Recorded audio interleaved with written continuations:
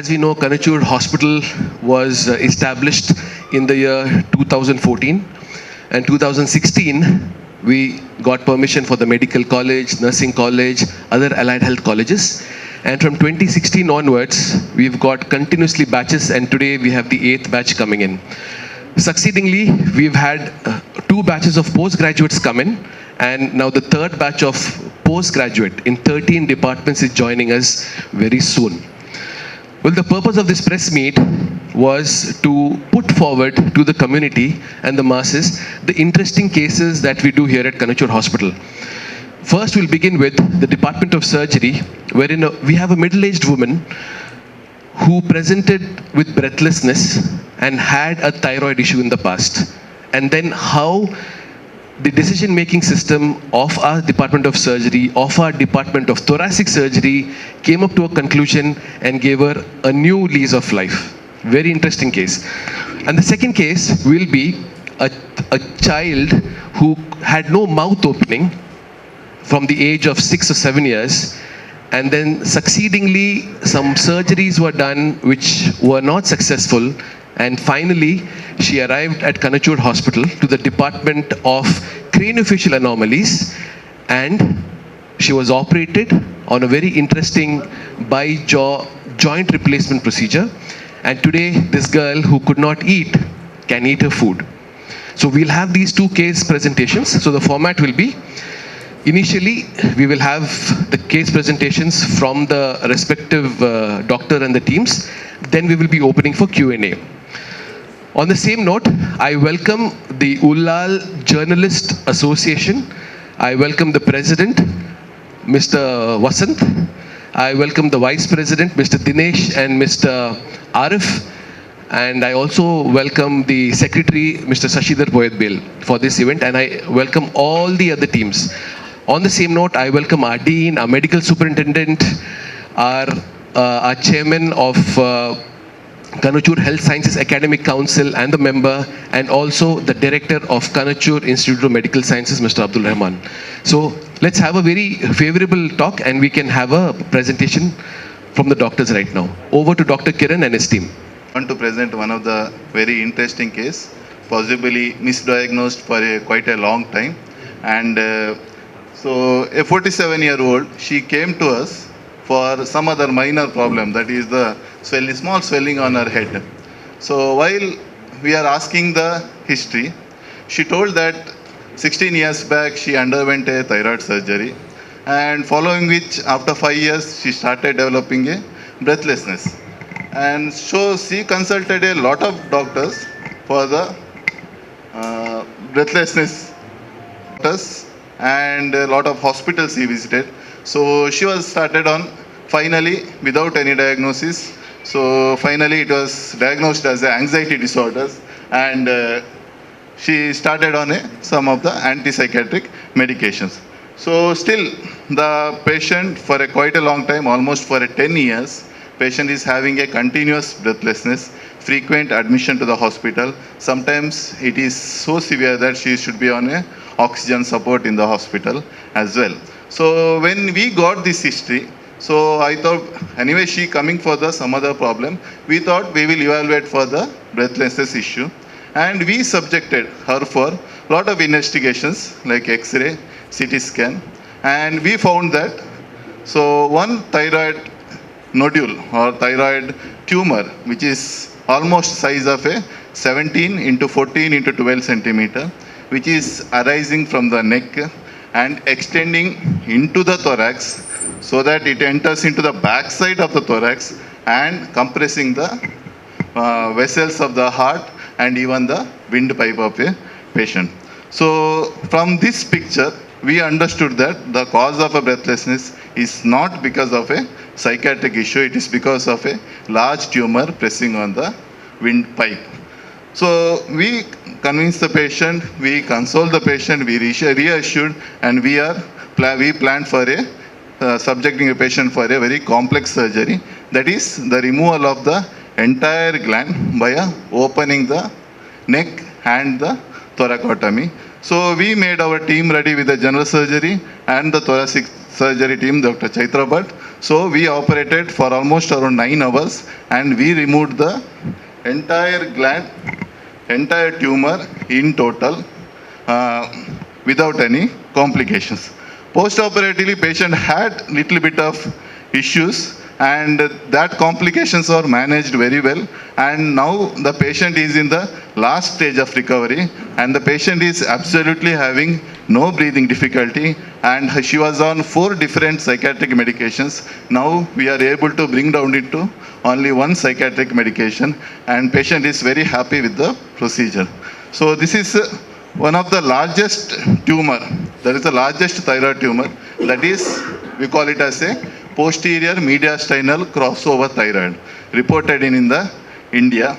We presented this case in lot of international and national forums, and we bagged lot of awards for the reporting such a rare case in the India.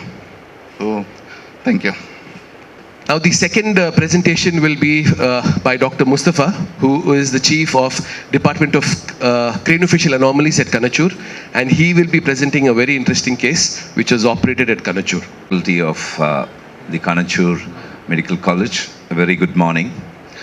I am Dr. Mustafa. I think I've been introduced by Dr. Rohan.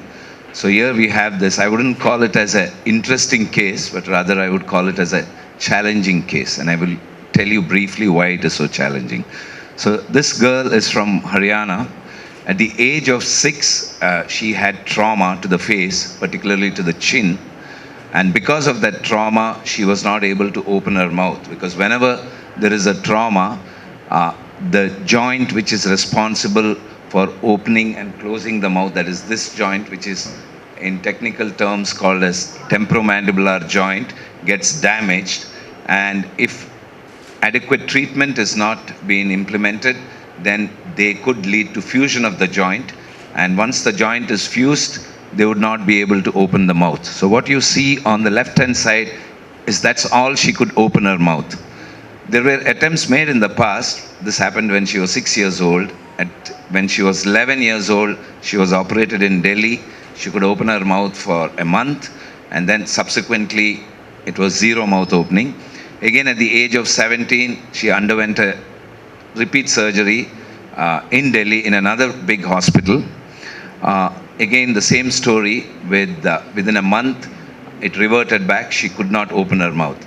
Now, since she has not opened her mouth for so many years, that is almost more than 15 years during her growing period, the growth of her lower jaw has not happened. You can see that there. The lower jaw is very small. So she also she didn't look very good as normal individuals do with a small lower jaw.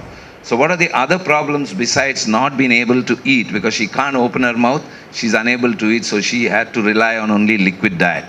Besides that, since her lower jaw is small, she also had breathing problems because she would snore in the night, and that could eventually cause a lot of problems later on in the life. One of the conditions that could happen is OSA, means obstructive sleep apnea. So that is how she was when she came to us. So she's come all the way from Haryana with a lot of hope so that she could open her mouth, she can also eat well, she can look better than what she did earlier. These were her goals for seeking treatment in our hospital. So that's how she was. That's all she could open her mouth. Her mouth is always closed. And this is for the last more than 15 years. And that's her X-ray. You can see that the joints are fused there. If you look at here, see, this is the joint on either side. Both the joints are fused, and that's the reason why she's not able to open the mouth. And look at her face. Her face has not grown adequately because of the loss of function, because her jaws are not functioning. Therefore, there is no growth. So what we did is we did a computerized planning for this case. We decided to release that fused joint and reconstruct and give her a new joint. So this is a custom-made joint. We did a computer planning, what is called as a virtual surgical planning. This is called virtual surgical planning. We fabricated this joint and it was done in Chennai.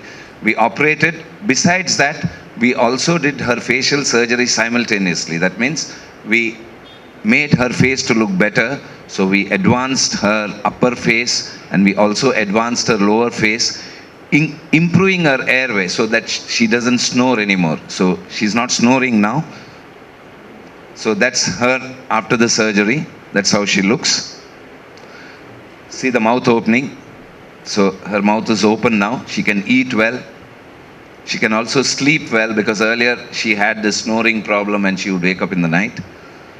So you can see her lower jaw also has come forward. That's her. You can see the difference as far as her face is concerned. You can see those joints there and a lot of plates and screws, because we have done the surgery on the face. We have osteotomized so this is the custom made joint. This is patient specific joint. This is one of the most latest treatment that we do for joint replacements and all kinds of joint. It is not only the temporomandibular joint. These kind of joint replacements are also done by orthopedic surgeons, but they do a lot of they get the ready-made joints, but this is a custom made joint. That's her. You can see the difference in her facial bones as far as this X-ray is concerned. Can you play that video?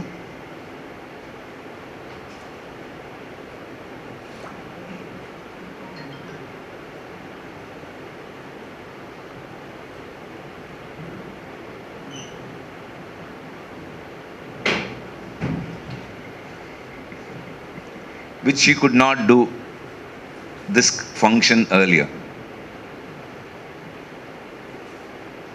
So thank you very much. If you have any questions, I would be more than happy to answer them.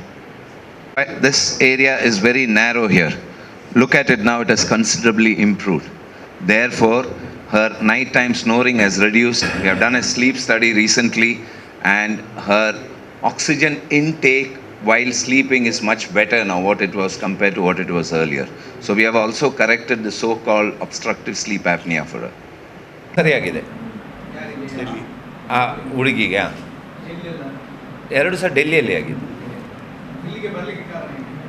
ಇಲ್ಲಿ ಅದು Haryana through contacts ಕೇಳಿಕೊಂಡು ಇಲ್ಲಿ ಈಗ ಮಾಡ್ತಾರೆ, joint replacement surgeries ಮಾಡ್ತಾರೆ. ಇದು ಈಗದು ಆಗಿದ್ದು 3ನೇ ಸಲ. ಒಂದು 11 ವರ್ಷದಲ್ಲಿ 11 ಅದು ಬೈ ಮಿಸ್ಟೇಕ್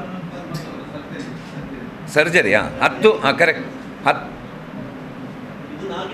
4ನೇ ಸರ್ಜರಿ. ಯಾವುದು ಈಗ ಈ ಜಾಯಿಂಟ್ ರೀಪ್ಲೇಸ್ಮೆಂಟಲ್ಲಿ relapse chances are very less.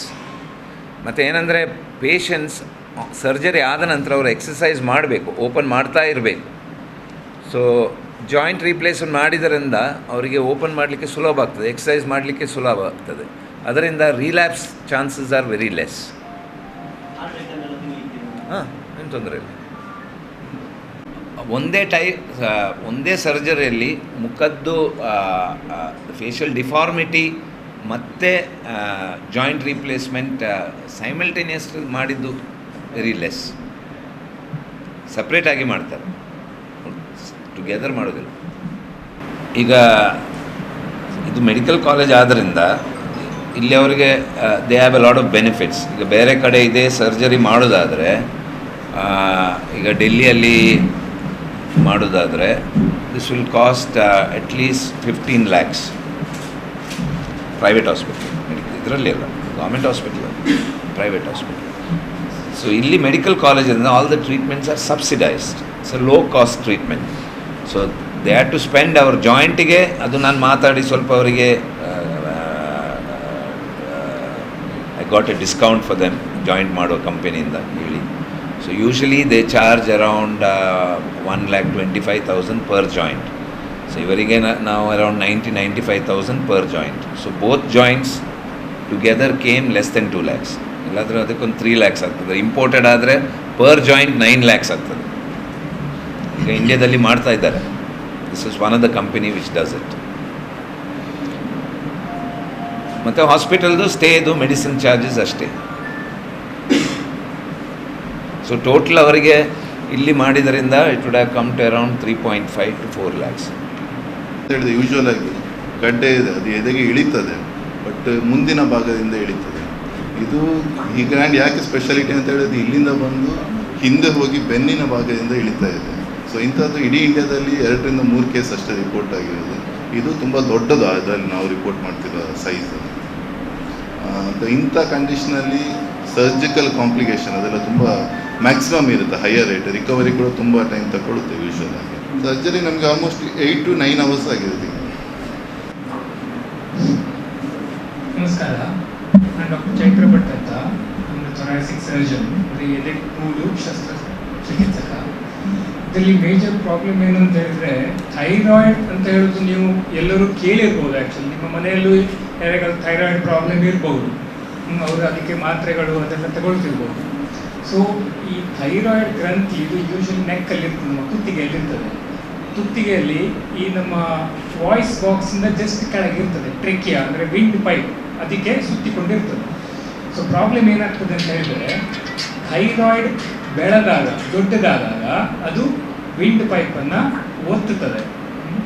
So ಇಂಥ ಸಂದರ್ಭದಲ್ಲಿ ವಿಂಡ್ ಪೈಪ್ ಅದು ಲೂಸ್ ಆಗುತ್ತೆ, ಅದಕ್ಕೆ ಟ್ರೆಕಿಯೋ ಮಲೇಷಿಯಾ ಅಂತ ಹೇಳ್ತೀವಿ. ಅಂದರೆ ಅದನ್ನ ಥೈರಾಯ್ಡ್ ಒಂದು ಲೆಕ್ಕದಲ್ಲಿ ಅದನ್ನು ಎಳೆದು ಹಿಡಿತದೆ ಮೇಲೆ ನಾರ್ಮಲಿ, ಮತ್ತು ಇದಕ್ಕೆ ಕಾರ್ಟಿಲೇಜ್ ಅಂತ ಇರ್ತದೆ. ಸೊ ಆ ರಿಂಗ್ಸ್ ವಿಂಡ್ ಪೈಪನ್ನು ಕರೆಕ್ಟಾಗಿ ಓಪನ್ ಇಟ್ಕೊಳ್ಳುತ್ತೆ. ಆದರೆ ಈ ಕೇಸಲ್ಲಿ ಇವರಿಗೆ ಥೈರಾಯ್ಡ್ ತುಂಬ ದೊಡ್ಡದಾಗಿದ್ದಷ್ಟೇ ಅಲ್ಲ, ಕುತ್ತಿಗೆಯಲ್ಲಿ ಅದು ಕೆಳಗೆ ಇಳಿದು ಎದೆಗೂಡಿಗೆ ಇಳಿದು ಒಳಗಡೆ ಹೋಗಿದೆ ದೊಡ್ಡದಾಗಿ. ಅದಕ್ಕೆ ಒಳಗಡೆ ಹೋಗುವ ಕಾರಣ ಏನು ಅಂತ ಹೇಳಿದ್ರೆ ನಾವು ಉಸಿರಾಡ್ತೇವೆ. ಸೊ ಒಳಗಡೆ ನೆಗೆಟಿವ್ ಪ್ರೆಷರ್ ಬಿಲ್ಡ್ ಆಗ್ತದೆ, ಹಾಗಾಗಿ ಒಳಗಡೆ ಬೆಳ್ಕೊಂಡು ಹೋಗ್ತದೆ. ಸೊ ಇವರಿಗೆ 10 ವರ್ಷದಿಂದ ಸೈಕ್ಯಾಟ್ರಿಕ್ ಟ್ರೀಟ್ಮೆಂಟ್, ಇವರಿಗೆ ಮಾನಸಿಕ ರೋಗ ಇದೆ ಅಂತ ಹೇಳಿಬಿಟ್ಟು ಅವರಿಗೆ ಸೈಕ್ಯಾಟ್ರಿಕ್ ಟ್ರೀಟ್ಮೆಂಟ್ ತುಂಬ ಸಿಗ್ತಾ ಇತ್ತು. ಸೊ ಈ ಥೈರಾಯ್ಡ್ ಭಾಗವನ್ನು ಯಾರು ಗಮನಿಸಲಿಲ್ಲ. ಸೊ ಅದು ಬೆಳೀತಾ ಹೋಯ್ತು ಒಳಗೆ. ಸೊ ಇಲ್ಲಿ ಬಂದು ನಾವು ಎಕ್ಸ್ರೇ ಮಾಡಿ ನೋಡಿದಾಗ ಎಕ್ಸ್ರೇಲಿ ಫಸ್ಟ್ ಕಾಣಿಸ್ಕೊಳ್ತು, ಮತ್ತು CT ಸ್ಕ್ಯಾನ್ ಎಲ್ಲ ಮಾಡಿ ಆಮೇಲೆ ಆಪ್ರೇಷನ್ಗೆ ತಗೊಂಡ್ವಿ ಅವ್ರನ್ನ. ಆಪ್ರೇಷನ್ ಆದಮೇಲೆ ನಮಗೆ ಡೌಟ್ ಇದ್ದ ಹಾಗೆ ವಿಂಡ್ ಪೈಪ್ ಅವ್ರದ್ದು ತುಂಬ ಲೂಸ್ ಆಗಿತ್ತು. ಸೊ ಆಪ್ರೇಷನ್ ಆದಮೇಲೆ ಫಸ್ಟ್ ನಮಗೆ ಟ್ರೆಕಿಯಾಸ್ಟಮಿ ಮಾಡಬೇಕಾಗಿ ಬಂತು. ಆಮೇಲೆ ಸ್ವಲ್ಪ ಮತ್ತೊಂದು ಪ್ರಾಬ್ಲಮ್ ಏನಂತ ಹೇಳಿದರೆ ಇಂಥ ದೊಡ್ಡ ಇದರಲ್ಲಿ ವಾಯ್ಸ್ ಹೋಗುವ ಚಾನ್ಸಸ್ ಇರ್ತದೆ. ಯಾಕಂತ ಹೇಳಿದರೆ ವಾಯ್ಸ್ ಬಾಕ್ಸಿಗೆ ಸಪ್ಲೈ ಮಾಡುವಂಥ ನರಗಳು ಥೈರಾಯ್ಡ್ ಗ್ರಂಥಿಯ ಕೆಳಗಡೆಯಿಂದಲೇ ಬರುವಂಥದ್ದು. ಸೊ ಇದಕ್ಕೆ ನಾವು ತುಂಬ ಕೇರ್ ತಗೊಳ್ಬೇಕಾಗ್ತದೆ. ಸೊ 2 ದೊಡ್ಡ ಪ್ರಾಬ್ಲಮ್ಸ್ ಅಂತ ಹೇಳಿದ್ರೆ, ಒಂದು ಪೇಷಂಟ್ ಮಾತನಾಡಲಿಕ್ಕೆ ಆಗದೇ ಇರುವಂಥದ್ದು ಆಪರೇಷನ್ ಆದಮೇಲೆ, ಮತ್ತೊಂದು ಪರ್ಮನೆಂಟ್ ವಿಂಡ್ ಪೈಪಲ್ಲಿ ತೂತು ಮಾಡಿ ಪರ್ಮನೆಂಟ್ ಟ್ರೆಕಿಯಾಸ್ಟಮಿ ಮಾಡಬೇಕಾಗಿದೆ. ಸೊ ಈ 2 ಮೇಜರ್ ಇಶ್ಯೂಸ್ ಬರ್ತದೆ ನಮಗೆ ಆಪರೇಷನ್ ಟೈಮಲ್ಲಿ ಅಥವಾ ಆಪರೇಷನ್ ಆದಮೇಲೆ. ಸೊ ಇದನ್ನೆಲ್ಲ ಬಾರದೇ ಇರುವ ಹಾಗೆ ನಿಧಾನಕ್ಕೆ ಕೇರ್ಫುಲ್ಲಾಗಿ ಆಪರೇಷನ್ ಮಾಡಿ ಅವರಿಗೆ ಟೆಂಪ್ರರಿ ಟ್ರೆಕಿಯಾಸ್ಟಮಿ ಮಾಡಿ, ಮತ್ತು ಟ್ರೆಕಿಯಾಸ್ಟಮಿ ಟ್ಯೂಬನ್ನು ನಾವು ತೆಗೆದು ಅವ್ರ ವಿಂಡ್ ಪೈಪ್ ಕ್ಲೋಸ್ ಮಾಡಿ ಅವರೀಗ ನಾರ್ಮಲ್ ಆಗಿ ಮಾತಾಡುವ ಹಾಗೆ ಮತ್ತು ಉಸಿರಾಡುವ ಹಾಗೆ ಇದ್ದಾರೆ. ಸೊ ಅದು ಇಲ್ಲಿ ಇಂಪಾರ್ಟೆಂಟ್ ವಿಷಯ. ಯಾಕಂತ ಹೇಳಿದ್ರೆ ಎದೆಗೂಡು ಓಪನ್ ಮಾಡಿ ಆಪರೇಷನ್ ನಾವು ಲಂಗ್ಸಿಗೂ ಕೂಡ ಮಾಡ್ತೇವೆ, ಸೊ ದೊಡ್ಡ ವಿಷಯ ಅಲ್ಲ. ಆದರೆ ಈ ಥೈರಾಯ್ಡ್ ಎದೆಗೂಡು ಒಳಗೆ ಹೋಗಿ ಇಷ್ಟು ದೊಡ್ಡದಾಗಿ ಅದು ಆಪರೇಷನ್ ಆದಮೇಲೆ ಇಂಥ ಕಾಂಪ್ಲಿಕೇಶನ್ಸ್ ಒಳಗೊಂಡಿದ್ದಂಥ ಒಂದು ಕಂಡೀಷನ್. ಸೊ ಹಾಗಾಗಿ ಇದು ಸ್ಪೆಷಲ್ ಕೇಸ್. ಅದರಲ್ಲಿ ಕೂಡ ಇದು ಇರುವಂಥದ್ರಲ್ಲಿ ರೇರ್ ಕೇಸ್. ಯಾಕಂತ ಹೇಳಿದರೆ ನಮ್ಮ ಇಂಡಿಯಾದಲ್ಲಿ ಇಂಥ ದೊಡ್ಡ ಥೈರಾಯ್ಡ್ ಇಷ್ಟುವರೆಗೆ ರಿಪೋರ್ಟ್ ಆಗಲಿಲ್ಲ. ಇದು ರೆಟ್ರೋಸ್ಟರ್ನಲ್ ಥೈರಾಯ್ಡ್ಸ್ ಅಂತ ಹೇಳಿದರೆ ಎದೆಗೂಡು ಒಳಗಡೆ ಹೋಗುವಂಥ ಥೈರಾಯ್ಡ್ಗಳು ಇರುತ್ತವೆ. ಯಾವ್ಯಾವ ವರ್ಷಕ್ಕೆ 1-2 ಸಲ ಆಪರೇಟ್ ಮಾಡ್ತೇವೆ, ಅದು ದೊಡ್ಡ ವಿಷಯ ಅಲ್ಲ. ಆದರೆ ಇಷ್ಟು ದೊಡ್ಡದು ಇದು ಆಗುವುದಿಲ್ಲ. ಮತ್ತು ಟ್ರೆಕಿಯಾವನ್ನು ಒತ್ತುವಂಥ ವಿಂಡ್ ಪೈಪನ್ನು ಒತ್ತಿ ಟ್ರೆಕಿಯೋ ಮಲೇಷಿಯಾ ಮಾಡುವಂಥ ಥೈರಾಯ್ಡ್ಗಳು ತುಂಬ ರೇರ್. ಇದು ವರ್ಲ್ಡಲ್ಲೇ ರೇರ್, ಬರೀ ಇಂಡಿಯಾದಲ್ಲಂತ. So this is one of the rarest of rare cases. ಹಾಗಾಗಿ ನಾವು ಇದನ್ನು ಜನರಿಗೆ ಗೊತ್ತಾಗಬೇಕು, ಇಂತಹ ಕೇಸ್ಗಳು ನಾವು ಇಲ್ಲಿ ಮಾಡ್ತೇವೆ ಅಂತೇಳಿ ಹಾಗಾಗಿ ನಿಮಗೊಂದು ಪ್ರೆಸೆಂಟ್ ಮಾಡ್ತೇವೆ. ಎಲ್ಲ ಮಾಧ್ಯಮ ಮಿತ್ರರಿಗೂ ನಮಸ್ಕಾರ. ಈಗ ತಾನೇ ನಮ್ಮ ಸಂಸ್ಥೆಯ 2 ವಿಭಾಗಗಳು, ಅದು ಕ್ರೆನಿಯೋಫೇಶಿಯಲ್ ಅನಾಮಲೀಸ್ ಅದರ ಮುಖ್ಯಸ್ಥರಾದಂತಹ ಡಾಕ್ಟರ್ ಮುಸ್ತಫಾರವರು ಹಾಗೂ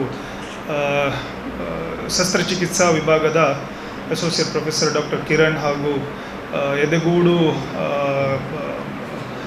ಇದರ ಚಿಕಿತ್ಸಕರು ಡಾಕ್ಟರ್ ಚೈತ್ರ ಭಟ್ ಇವರು ನಮ್ಮ ಸಂಸ್ಥೆಯಲ್ಲಿ ಏನು ವಿಶೇಷವಾದಂತಹ ಹಾಗೂ ಅಪರೂಪವಾದಂತಹ ಒಂದು 2 ಕೇಸಿನ ಬಗ್ಗೆ ತಮ್ಮ ಮೂಲಕ ತಮ್ಮ ಗಮನಕ್ಕೆ ತಂದು ಅದನ್ನು ಜನರಿಗೆ ತಿಳಿವಳಿಕೆ ಮಾಡುವಂತಹ ಒಂದು ಪ್ರಯತ್ನವನ್ನು ನಾವು ಇವತ್ತು ಮಾಡುವಂತಹ ಕಾರ್ಯಕ್ರಮವಾಗಿದೆ ಇದು. ಇದಕ್ಕೆ ನೀವು ಬಂದಿದ್ದೀರಾ. ಇದು ನಮ್ಮ ಸಂಸ್ಥೆಯ ಮುಖ್ಯಸ್ಥರು ಹಾಗೂ ನಮ್ಮ ಸಂಸ್ಥೆಯ ಡೀನ್ ಡಾಕ್ಟರ್ ರತ್ನಾಕರ್ ಸರ್, ಸಂಸ್ಥೆಯ ಹಾಸ್ಪಿಟಲ್ನ ಮೆಡಿಕಲ್ ಸೂಪರಿಂಟೆಂಡೆಂಟ್ ಡಾಕ್ಟರ್ ಹರೀಶ್ ಶೆಟ್ಟಿಯವರು, ಸಂಸ್ಥೆಯ chairman of the advisory board doctor Mohammed Ismail sir ಇದ್ದಾರೆ, ಹಾಗೂ member of the advisory council of health sciences doctor Venkatrai Prabhu sir, ಹಾಗೂ doctor Rohan Monis chief administrative medical officer ಇದು, ಹಾಗೂ ನನ್ನ ಸಮೇತ ನಿಮ್ಮ ಮಾಧ್ಯಮ ಮಿತ್ರರೊಂದಿಗೆ ಒಂದು ಸಂವಾದ ಇದರ ಬಗ್ಗೆ ಮಾಡಿ ಜನರಿಗೆ ತಿಳಿವಳಿಕೆ ಮಾಡುವಂಥ ಒಂದು ಪ್ರಯತ್ನವಾಗಿದೆ ಇದು. ಯಾಕೆಂತ ಹೇಳಿದರೆ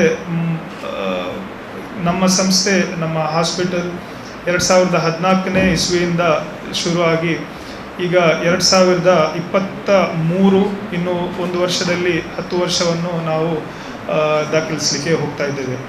ಈ 10 ವರ್ಷದ ಜರ್ನಿಯಲ್ಲಿ ನಾವು ಇನ್ಫೆಂಟ್ ಸ್ಟೇಜಿಂದ ಒಂದು 300 ಹಾಸಿಗೆಯುಳ್ಳ ಆಸ್ಪತ್ರೆಯಾಗಿ ನಾವು ಪ್ರಾರಂಭಿಸಿ ಈಗ 1200 ಬೆಡ್ಡುಗಳ ಆಸ್ಪತ್ರೆಯ ಮಟ್ಟಕ್ಕೆ ಬಂದು ತಲುಪಿದ್ದೇವೆ. ಈ ಭಾಗದ ಅಲ್ಲದೆ ನೆರೆಯ ಕೇರಳ ಹಾಗೂ ಕರ್ನಾಟಕದ ಮೂಲೆಯಾದಂತಹ ನಾರ್ತ್ ಕರ್ನಾಟಕದಿಂದಲೂ ಜನರು ಇಲ್ಲಿ ಬಂದು ಆರೋಗ್ಯದ ಸೇವೆ, ಆರೋಗ್ಯದ ಬಗ್ಗೆ ಅವರ ಏನು ಸಮಸ್ಯೆ ಇದೆ ಅದಕ್ಕೆ ಪರಿಹಾರವನ್ನು ಹುಡುಕುವಂಥ ಒಂದು ಪ್ರಯತ್ನ ಮಾಡಿ ಅದಕ್ಕೆ ಬೇಕಾದಂತಹ ಒಳ್ಳೆಯ ವೈದ್ಯರು, ಒಳ್ಳೆಯ ಶಸ್ತ್ರಚಿಕಿತ್ಸಾ ತಂಡ ಹಾಗೂ ಸಿಬ್ಬಂದಿಯವರು ಇದಕ್ಕೆ ಪೂರಕವಾಗಿ ಕೆಲಸ ಮಾಡ್ತಾ ಇದ್ದಾರೆ ಅಂತ ಹೇಳಲಿಕ್ಕೆ ನಾನು ಇಚ್ಛಿಸ್ತೇನೆ. ಇದೇ ಥರ ಈ ನಮ್ಮ ಸಂಸ್ಥೆಯಲ್ಲಿ ಇಂತಹ ಅನೇಕ ಶಸ್ತ್ರಚಿಕಿತ್ಸೆಗಳು ನಡೆಯುವಾಗ ಅದು ಸಾಮಾನ್ಯವಾಗಿ ಯಾವುದೇ ಒಂದು ಕೇಸನ್ನು ನಾವು ಪ್ರೆಸೆಂಟ್ ಮಾಡಲಿಕ್ಕೂ ನಾವು ನಿಮ್ಮ ಮುಂದೆ ಬರುವುದಿಲ್ಲ. ಯಾಕೆ ಇದು ಒಂದು ವಿಶೇಷವಾದಂಥದ್ದಂತ ಹೇಳಿದರೆ, ಈಗ ತಾನೇ ಡಾಕ್ಟರ್ ಚೈತ್ರ ಭಟ್ ಅವರು ಹೇಳಿದರು, ಬಹುಶಃ ಇದು ನಮ್ಮ ಇಡೀ ಜಗತ್ತಿನಲ್ಲೇ ಅಪರೂಪದ ಕೇಸ್ ಅಂತ ಹೇಳಲಿಕ್ಕೆ. ಅದರಿಂದಾಗಿ ಇದನ್ನು ನಾವು ಜನರಿಗೆ ಇದರ ಬಗ್ಗೆ ತಿಳುವಳಿಕೆಯೂ ಬೇಕು, ಹಾಗೂ ಅಂಥ ಸಮಸ್ಯೆ ಬಂದರೆ ಮುಂದೆ ಇದು ನಮ್ಮ ಸಂಸ್ಥೆಯಲ್ಲಿ ಮಾಡುವಂಥ ಒಂದು ಕೆಲಸ ಆದ್ರೂ ಆರೋಗ್ಯದ ಬಗ್ಗೆ ಜನರಿಗೆ ಏನು ಒಂದು ಬೇರೆ ಆಸ್ಪತ್ರೆಯಲ್ಲಿ ಹೋಗ್ತಾರೆ, ಅವರ ಟ್ರೀಟ್ಮೆಂಟ್ ಬಗ್ಗೆ ಅವರು ಅಲ್ಲಿಯ ವೈದ್ಯರ ಸಲಹೆ ಸೂಚನೆ ಮೇರೆಗೆ ಅವರು ಮೆಡಿಸಿನ್ಸ್ ತಗೊಳ್ತಾರೆ.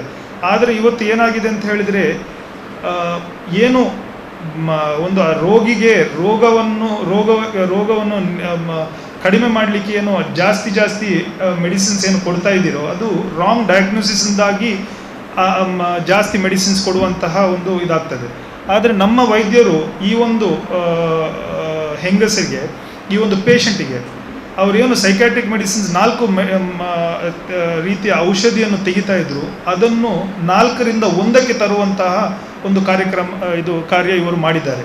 ಸೊ ಅದನ್ನು ಪ್ರಶಂಸಿಸಲೇಬೇಕಾಗ್ತದೆ. ಯಾಕಂತ ಹೇಳಿದರೆ ಆ ರೋಗಿಯ ಒಂದು ಏನು ಸೈಕ್ಯಾಟ್ರಿಕ್ ಮೆಡಿಸಿನ್ಸ್ ಒಂದು ತಗೊಂಡ್ರು ಹೇಗಿರ್ತಾರೆ ಅಂತೇಳಿ ನಾವು ಅದನ್ನು ಊಹಿಸ್ಲಿಕ್ಕೂ ಸಾಧ್ಯ ಇಲ್ಲ. ಆದರೆ ಆ ರೋಗಿ 4 ಮೆಡಿಸಿನ್ಸ್ ತಗೊಳ್ತಾ ಇದ್ರು.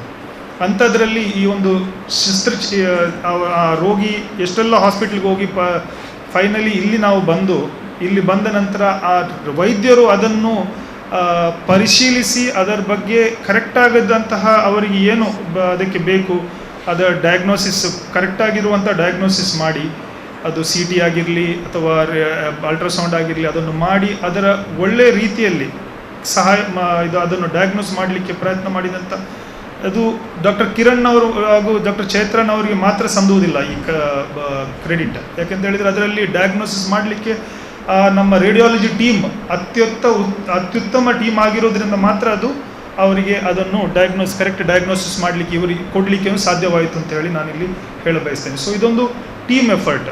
ಇದು ಅವರು ಮಾತ್ರ ಮಾಡುವಂಥದ್ದಲ್ಲ. ಇದರಲ್ಲಿ ಬೇರೆ ಬೇರೆ ಡಿಪಾರ್ಟ್ಮೆಂಟ್ಗಳು, ಇದು ಇಲ್ಲಿ 2 ಡಿಪಾರ್ಟ್ಮೆಂಟ್ ಇದೆ. ಇದು ಒಂದು ಸರ್ಜರಿ, ಮತ್ತೊಂದು ಥೊರಾಕ್ಸಿಕ್ ಸರ್ಜರಿ. ಇದು ಅವ್ರದ್ದು ಸೂಪರ್ ಸ್ಪೆಷಾಲಿಟಿ, ಇವ್ರದ್ದು ಜನರಲ್ ಸ್ಪೆಷಾಲಿಟಿ. ಇವರು ಒಟ್ಟಿಗೆ ಸೇರಿ ಇಂಥ ಕೆಲಸ ಮಾಡುವಾಗ ಪೇಷಂಟಿಗೆ ಅನುಕೂಲ ಆಗ್ತದೆ, ಹಾಗೂ ಒಂದೇ ಸೂರಿನಡಿ ಒಂದೇ ಹಾಸ್ಪಿಟಲ್ನಲ್ಲಿ ಇಂಥ ಒಂದು ವ್ಯವಸ್ಥೆಯನ್ನು ನಾವು ಕಲ್ಪಿಸಲಿಕ್ಕೆ ಸಾಧ್ಯವಾಗ್ತದೆ ಅಂತೇಳಿ ನಿಮ್ಮ ಮೂಲಕ ಜನರಿಗೆ ಹೇಳಲಿಕ್ಕೆ ನಾವು ಬಯಸ್ತೇವೆ. ಹಾಗೂ ಇದನ್ನು ಹಾಸ್ಪಿಟಲ್ ಎಲ್ಲ ರೀತಿಯಲ್ಲಿಯೂ ಆ ಜನರ ಆರೋಗ್ಯದ ಬಗ್ಗೆ, ಆರೋಗ್ಯದ ಸಮಸ್ಯೆ ಬಗ್ಗೆ ಪರಿಹಾರ ಕಂಡುಕೊಳ್ಳಲಿಕ್ಕೆ ಅವರಿಗೆ ನಾವು ಇಲ್ಲಿ ಪ್ರಯತ್ನವನ್ನು ಮಾಡ್ತೇವೆ ಅಂತ ಹೇಳಲಿಕ್ಕೆ ಬಯಸ್ತೇನೆ. ಇದಕ್ಕೆ ಉದಾಹರಣೆ ಇವತ್ತು ಈ ಡಾಕ್ಟರ್ ಮುಸ್ತಫನವರ ಕೇಸ್ ದೂರದ ಹರಿಯಾಣ ರಾಜ್ಯದಿಂದ ಬಂದಿದೆ. ಅಷ್ಟು ದೂರದಿಂದ ಒಂದು ಹುಡುಕೊಂಡು ಅಲ್ಲಿ ಹತ್ತಿರದಲ್ಲಿ ಕ್ಯಾಪಿಟಲ್ ದಿಲ್ಲಿಯಲ್ಲಿ 2-3 ಸತಿ ಅವರು ಸರ್ಜರಿ ಮಾಡಿಯೂ ಅದರ ಬಗ್ಗೆ ಅವರಿಗೆ ಆ ಒಂದು ಫೈನಲ್ ಸ್ಯಾಟಿಸ್ಫ್ಯಾಕ್ಷನ್ ಏನೋ ಒಂದು ಅವರಿಗೆ ಸಿಗಲಿಲ್ಲ. ಅದಕ್ಕೋಸ್ಕರ ಅಷ್ಟು ದೂರದಿಂದ ಇಲ್ಲಿಗೆ ಬಂದಿದ್ದಾರೆ. ನಮ್ಮ ಪ್ರಯತ್ನವನ್ನು ನಮ್ಮ ವೈದ್ಯರು ಮಾಡಿದ್ದಾರೆ, ಅದು ಅವರಿಗೆ ಫಲಕಾರಿ ಆಗಲಿದೆ ಅಂತ ಹೇಳಲಿಕ್ಕೆ ನಾವು ಬಯಸ್ತೇವೆ. पहले मुंह नहीं खुलता था, हमें बहुत खुशी है, हमारी लड़की का मुंह खुलने लगा है और बढ़िया ट्रीटमेंट हुआ हमारा. इससे बढ़िया अच्छी हमें सुविधा मिली है. और क्या कहें, बस बहुत अच्छा लगा हमको. हमारा बहुत साथ दिया अनुराग सर ने भी, दोस्तों मुस्तफ़ा, डॉक्टर कृष्णाचार्य जी, बहुत साथ दिया हमारा. हमको बहुत खुशी है.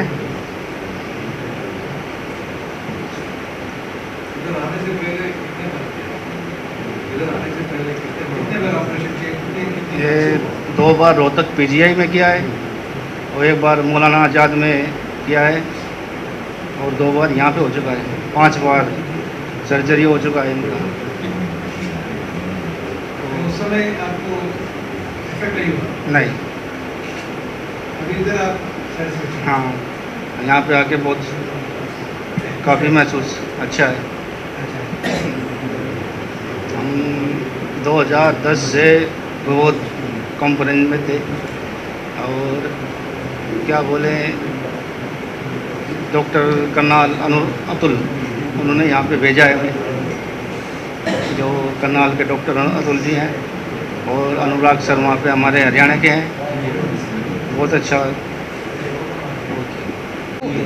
डॉक्टर मुस्तफा ने मेरा ऑपरेशन किया, मुझे नई जिंदगी सी दी है. बस